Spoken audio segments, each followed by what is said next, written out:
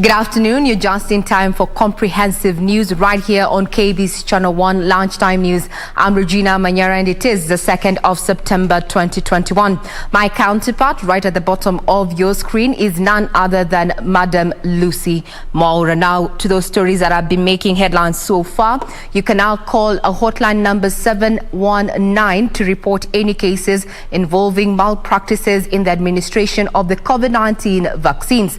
Health Principal Secretary Susan Mochache says the ministry is doing all it can to ensure the vaccination exercise is not only seamless but effective. She was speaking at the Jomo Kenyatta International Airport on Thursday morning when she received 358,200 doses of the AstraZeneca vaccine from the Canadian government. Kenya has received a major boost in its war against the coronavirus pandemic following a donation from Canadian government of 358,200 doses of AstraZeneca vaccine.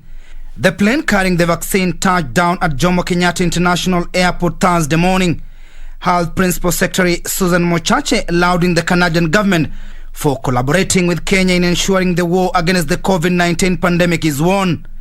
On a robust, sustained vaccination campaign against COVID-19.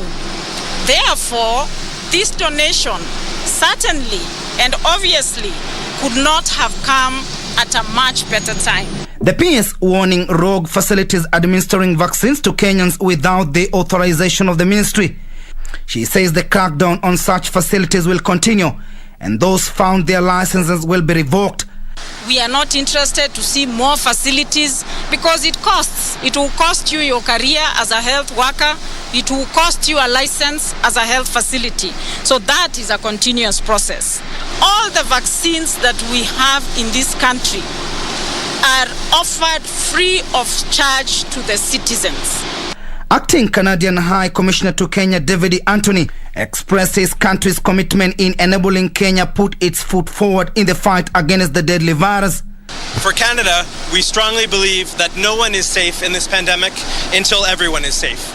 Canada recognizes that COVID-19 poses a unique and truly global challenge.